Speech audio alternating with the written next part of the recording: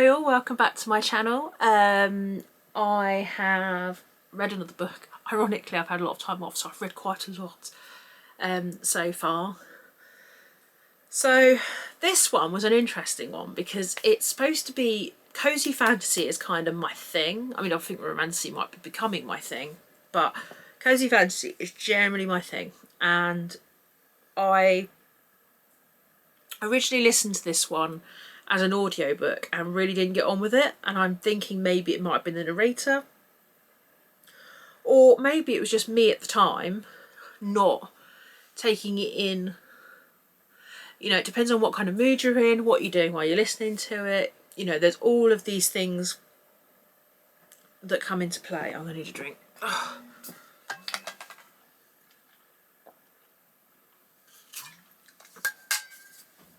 But it's all these things that come into play when you're looking at listening to an audiobook. So it didn't fit with me, but then the Works was selling it with a beautiful sprayed edge. So then I bought it again, and then I decided that I was just going to give it another go because really it should be my jam. And that book is Rewitched by Lucy Jane Wood. And this was my second 5-star read. I'm going to put the book down, otherwise I will keep playing with it. That was my second 5-star read for the year, and we're only 3 weeks into January. I can't believe that I found two. Literally, I've read 2 5-stars and a 4. My goodness, is madness.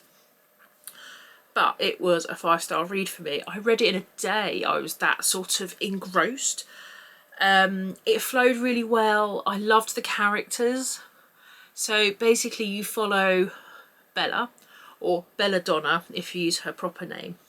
But Bella is working in a bookshop, and she was offered the opportunity to take over the business, which she turned down. So now she's stuck with a manager called Christopher, who's a bit of an arse. That's sort of the backstory. She lives with her friend Adrienne. So she found out on her 15th birthday. It's a little bit Sabrina the Teenage Witch-esque, but I loved it more than I loved Sabrina the Teenage Witch back in the day. So she found out when she was 15 that she's a witch. So the idea is that for the first 15 years she knows nothing.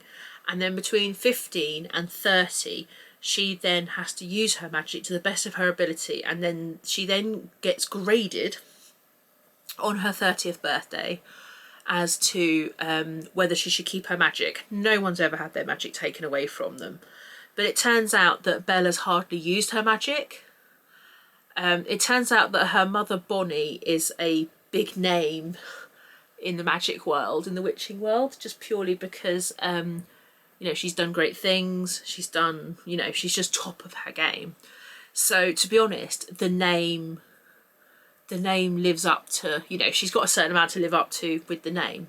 So she ends up going to this because she gets the letter literally on the day before she turns 30. So she ends up going to this court, and they can't decide what to do with her because her name should suggest she's keeping her magic. But she's not used it for great things. It's almost been a little bit sloppy. It's not been nasty, but it's been a bit sloppy. So what they do is they give her a mentor, and they have to find an unbiased one, which takes a long time. And the only person they can find is a witch who was cast out because of their because they committed a crime. Apparently, they murdered their brother. So they were cast out, but they've given him limited magic because he's the only one that can mentor Bella.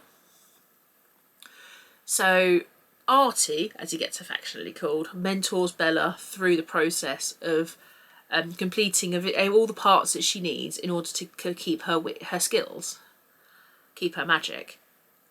And she also has Rune, who is part of the council, who's just keeping an eye to make sure that Artie's behaving himself more than anything, because it's quite unusual for someone that's been cast out of the magic world to be brought back in.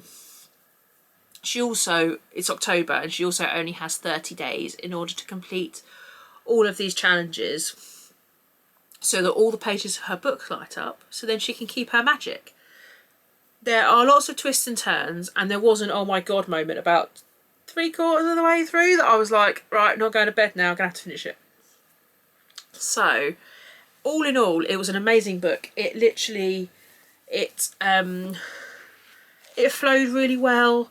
I liked the coziness of it. As I say, I love the characters. There wasn't a character in here that I didn't love. Even the evil ones, the ones that turned evil at the end, you still have a little bit of a love for them, even though they've done some really bad things. And it was just a really good read. There's 3 in this series. Well, there's this one.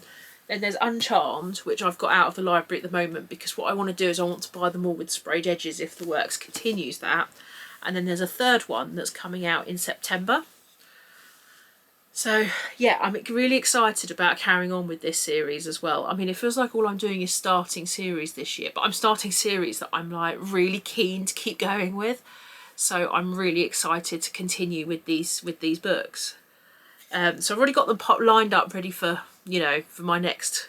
I've got a pile to read, and then literally we'll be on to the second ones of all of these series, because I can't wait. I've got them all in my pile. I'm ready to go.